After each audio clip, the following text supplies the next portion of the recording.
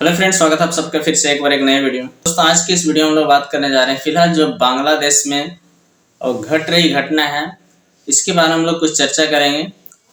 और इससे कुछ पहले शेख हसीना 5 अगस्त 2024 को जब बांग्लादेश छोड़ के आई थी, उस समय से वहाँ का जो सिचुएशन है दिन प्रतिदिन काफ़ी ख़राब होते जा रहा है। आप इस चीज़ से अवगत होंगे ही, लेकिन इसमें कुछ चीज़ें ये भी है जो हमें जानना चाहिए, गौर करना चाहिए कि आज जहाँ पे हमारी जनसंख्या पहले ज़्यादा थी, आज दिन प्रतिदिन चाहे बांग्लादेश हो चाहे पाकिस्तान हो, वो इतनी सी होते जा रही है। क्योंकि वहाँ पे आए दिन लोगों पे हमला किया जाता है, उन्हें हमेशा से प्रताड़ित किया जाता है। कुछ लोग वहाँ से छोड़ के चले जाते हैं, जो लोग भी हैं उनको दिन दहाड़े कत्लेआम तक भी किया जाता है। और वहाँ की कानून व्यवस्था जो है वो इस चीज पे हमेशा मौन धारण करके बैठी रहती है। पहले शेख हसीना थी जो बहुत हद तक वहाँ के जो भी माइनॉरिटी थे उनके हितों के संरक्षण के लिए कदम उठाती थी, लेकिन वहाँ से जब से शेख हसीना का विदाई हुई है और वहाँ की बागडोर जो है वो कट्टरपंथियों के हाथों में, यानी कि यूनुस खान के जैसे लोगों के हाथों में आने के बाद वहाँ के कट्टरपंथियों का जो मनोबल है वो काफ़ी हद तक बढ़ गया है और वे लगातार माइनॉरिटी के खिलाफ वहाँ के लोगों को दिन दहाड़े कत्लेआम तक करने से भी नहीं घबराते हैं। साथ ही साथ में वहाँ का जो भी उनके धार्मिक स्थल है वो लगातार उनको क्षति पहुँचाया जाता है। और ये चीज़ें आज से नहीं, चाहे आप मुगलों के समय में देख लें तो भी वही चीज़ हुआ। आज जहाँ दूसरे देशों में जहाँ पे इनकी आबादी थोड़ी कम है वहाँ पे भी यही चीज़ें हो रहा है। लेकिन आप भारत में ही वही देखिए, इनकी जनसंख्या पहले यहाँ कितनी थी और आज के समय में कितनी होती गई है। और वे आज यहाँ के, सोच लो, हिंदू खुद आज भारत में ही अपने घरों में रहकर ही बेघर के जैसा हो गया। ऐसे बहुत सारे कानून है, नियम है जो ये बताता है कि भारत में उनके हितों के लिए कितना, मतलब यहाँ के जो बहुसंख्यक है उनको हमेशा दबाया गया और माइनॉरिटी समाज के जो लोग हैं उनके हितों के लिए एक से एक बड़ा कानून बना के लाया गया है। लेकिन दूसरे देशों में ऐसा क्यों नहीं होता है? लेकिन इन सब के बावजूद भी कुछ चीज़ें ऐसी है जिनका जिम्मेदार केवल और केवल हिंदू ही है, जो आज अपने पतन का कारण चाहे दूसरे देशों में चाहे भारत में ही खुद ही होने वाला है। क्यों होने वाला है? तो कुछ ऐसी बड़ी चीज़ें घट रही है और फिर आज के जो ये समाज है, बहुसंख्यक समाज है, वो शायद अपने मकसद से कहीं दूर निकल गया है और वे सिर्फ अपने स्वार्थ के लिए, सिर्फ अपना ही स्वार्थ के लिए जी रहा है। फिलहाल बांग्लादेश में क्या कुछ हुआ इसके बारे में हम लोग चर्चा करते हैं। तो वहाँ इस्कॉन मंदिर का प्रमुख जो था चिन्मया दास, वे वहाँ के लोगों के हितों की रक्षा के लिए लोगों को जगाना चालू किए, उनके हितों के लिए लड़ना चालू किए और साथ ही साथ में जगह जगह पे सभाएं करने लगे, लोगों को जगाने लगे, उनके हितों की बात करने लगे। और इसी के बीच अगर वे मांगे गलत होगा तो आप इस बारे में जरूर बताइएगा। पहले मांगों को हम लोग जान लेते हैं। तो पहली मांग जो थी, अल्पसंख्यकों के खिलाफ अपराध में शामिल लोगों के ऊपर तुरंत मुकदमा दायर किया जाए और उस पर जांच पड़ताल चले, पहली हो गई। दूसरी जो थी वो अल्पसंख्यक समुदायों की रक्षा के लिए कानून बनाया जाए। तीसरा, अल्पसंख्यक समुदाय के पीड़ितों को मुआवजा और पुनर्वास मिले। चौथा है, अल्पसंख्यक के लिए एक मंत्रालय का गठन हो। और पांचवा है, कब्जाई गई मंदिर की संपत्तियों को वो वापस कर दे। छठा है, स्कूल कॉलेज और हॉस्टल में अल्पसंख्यकों के लिए प्रार्थना सभाएं बनाया जाए। सेवन है, अल्पसंख्यक समुदाय के शैक्षणिक स्थानों को बढ़ाया जाए। और साथ ही 8 में जो था वो दुर्गा पूजा के लिए 5 दिन की सार्वजनिक छुट्टी घोषित की जाए। 25 अक्टूबर को चटगांव के लाल दिघी मैदान में सनातन जागरण मंच ने 8 सूत्रीय मांगों को लेकर रैली की थी। और वहां पे 8 सूत्रीय मांगों को लेकर रैली की थी। इसमें चिन्मय कृष्णदास ने भाषण दिया था। इस दौरान न्यू मार्केट चौक पर कुछ लोगों ने आज़ादी स्तंभ पर भगवा ध्वज फहराया था। यहीं से मामला तूल पकड़ता है और लोगों को ये कहना रहता है कि हमारा जो राष्ट्रीय ध्वज है उनका अपमान किया गया है। वहीं से इस्कॉन के खिलाफ या तो फिर चिन्मय दास के खिलाफ लोग विरोध में आवाज उठाना चालू करते हैं और यहाँ तक कि इस्कॉन को बैन तक करने की मांग करने लगते हैं। इसी दौरान चिन्मय दास का गिरफ्तारी हो जाती है और कोर्ट के बाहर में जब धरना प्रदर्शन होता है तो उसी के बीच में इनका वकील जो रहता है सैफुल इस्लाम, इनको दंगा में ये मारे जाते हैं।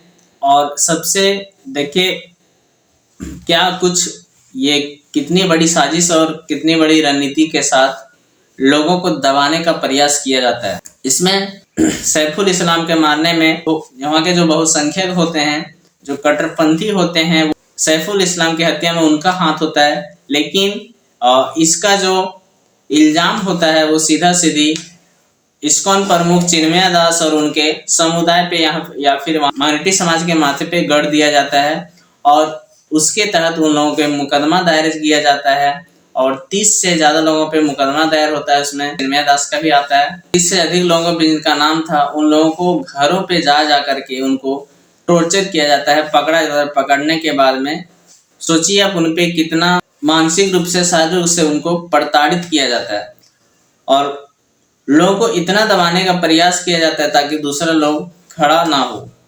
इस तरह की चीजें चल रहा है। लेकिन सबसे विडंबना की बातें तब होती है जब जिसके लिए लोग खड़े होते हैं और वही लोग आपको पीछे से साइड कर लेते हैं, तो उस समय ज्यादा तकलीफ होती है। और कुछ इसी तरह की चीजें वहां पे हुई। चिन्मय दास के साथ भी ऐसा ही कुछ हुआ। वहां के इस्कॉन के जो फिलहाल वहां जो देख रेख करने वाले हैं, वहां के जो अभी प्रमुख बन बैठे हैं एक तरह से, वे ये चीज कहते हैं कि चिन्मय दास से हमारा किसी भी तरह का, उनकी गतिविधियों से किसी भी तरह से इस्कॉन का कोई लेना देना नहीं है। क्योंकि इस्कॉन पे बैन की मांगे हो रही थी, यह गैर जिम्मेदाराना गतिविधियों को अंजाम देती है और वहाँ बहुसंख्यक है तो ये चीजें तो बोलेगा ही, क्योंकि लोग ये कभी नहीं चाहेंगे कि दूसरे समुदाय का भी आवाज आगे उठे, तो वे हमेशा इस चीज को दबाने का प्रयास तो करेंगे ही। लेकिन इस चिन्मय दास जो लोगों के हितों के लिए खड़े हुए, उनके साथ आज इतनी बड़ी दगाबाजी की गई है। वहां का जो इस्कॉन का जो मुखिया है वो इस तरह से वहां से चिन्मय दास को साइड कर लिए उनके गतिविधियों से, उनकी किसी भी तरह से उससे हमारा किसी प्रकार का कोई लेना देना नहीं है। फिलहाल उनको सभी पदों से निष्कासित भी कर दिया गया और जो इस्कॉन पे बैन का मांग हो रहा था, फिलहाल वहां का जो हाई कोर्ट है इस चीज पे रोक लगा दिया है, क्योंकि उनका कहना है कि उनपे बहुत तरह की जो गैर जिम्मेदाराना गतिविधियां थी उन पे एक्शन लिया गया है और इसके तहत अभी उनको बैन नहीं किया जा सकता है। लेकिन सोचने वाली बात यह है कि क्या कुछ हो रहा है। आज भारत में देखिए उनकी आबादी, जब भारत अलग हुआ था उस समय उनकी आबादी कितनी थी और आज यहाँ पे कितनी हो गई है। आज देखिए एक छोटी सी अगर कानून भी बनता है तो वे लोग किस तरह से यहाँ पे विरोध करते हैं और अंततः कानून को भी मजबूर होना पड़ता है। क्योंकि भारत भाई एक धर्मनिरपेक्ष देश है, यहाँ पे कोई भी सबको बराबर का हक है। लेकिन यही हक की जब बात होती है तो दूसरे देशों में क्यों नहीं होती है। चाहे आप पाकिस्तान से देख लिया, आए दिन आपको एक से एक चीजें देखने को मिली। के पाकिस्तान के वीडियो अभी जो काफी चर्चा में चल रही है कि वहाँ का जो बार्बर का दुकान होता है, वहाँ पे माइनॉरिटी लोगों को बाल तक नहीं काटा जाता है, मतलब उसके लिए अलग व्यवस्था होती है। होटलों में खाना तक नहीं खाने दिया जाता, मतलब उनके लिए अलग से बर्तन रखे जाते हैं। तो दूसरे देशों में ये चीज हो रहा है और भारत में आए देखिए आज की गतिविधि किस प्रकार से अंजाम दे रही है। आज संभल में देखिए जहाँ पे सुप्रीम कोर्ट का कहना, अगर ये कहते सुप्रीम कोर्ट कि वे मंदिर था, फिर भी देखिए वे लोग इतना विरोध करते हैं, इतना दंगा मचाते हैं कि पुलिस तक को वहां जाने में परेशानी होती है और उस पे कानून व्यवस्थाएं लागू करने में पसीना छूट जाता है।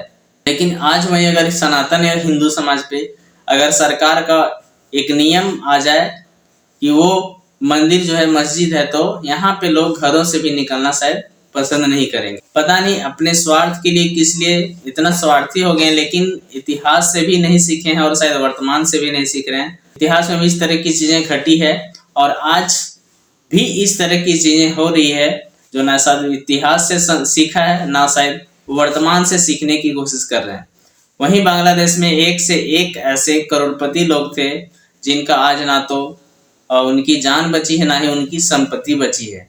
लेकिन आज यहाँ पे लोग बेखौफ हैं कि शायद हमारा ऐसा ही समय रहेगा, लेकिन शायद उनको ये पता नहीं है कि जब कट्टरपंथियोयों की आबादी जब बढ़ जाएगी तो यहाँ के हालात किस तरह से अंजाम ले सकती है, शायद ये इनको अंदाजा नहीं है। आज देखिए झारखंड में आज जेएमएम और कांग्रेस गठबंधन की सरकार बनती है, और सबसे बड़ी बात कि जब स्थापना दिवस 28 नवंबर को जब था तो वहाँ पे कैसे लोग आए थे जो हमेशा हिंदू गतिविधियों के विरोध में रहते हैं। टी स्टालिन और उसके बाद आपका राहुल गांधी, तेजस्वी यादव, ममता बनर्जी और इस तरह के वे सभी लोग थे जो हमेशा हिंदू गतिविधियों के विरोध में रहते हैं। लेकिन देखिए लोग आज उनको वोट कर रहे हैं और उनकी पार्टियां सरकार बना रही है। तो ये इस तरह का दिन आने में आपका ज़्यादा समय नहीं लगेगा, क्योंकि कई ऐसे चीज़ें पहले बन चुकी है जो उनके हितों के रक्षा के लिए हमेशा काम करते आ रही है, लेकिन आपके लिए कोई ऐसा कानून नहीं बनाया जो आपकी रक्षा करेगी। इतिहास से नहीं सीखें और वर्तमान से नहीं सीखें तो आपको शायद भविष्य में भी आप नहीं सीख सकते हैं जब आपके साथ भी कुछ ऐसे चीज़ें होगी। तो चलिए, आई होप कुछ चीज़ें जो आपको शायद समझ में आई होगी, तो इसे लाइक कीजिएगा, हमारे चैनल नए तो सब्सक्राइब भी कर लीजिएगा। चलिए मिलता है फिर अगली वीडियो में किसी नई जानकारी के साथ, तब तक के लिए जय हिंद, वंदे मातरम।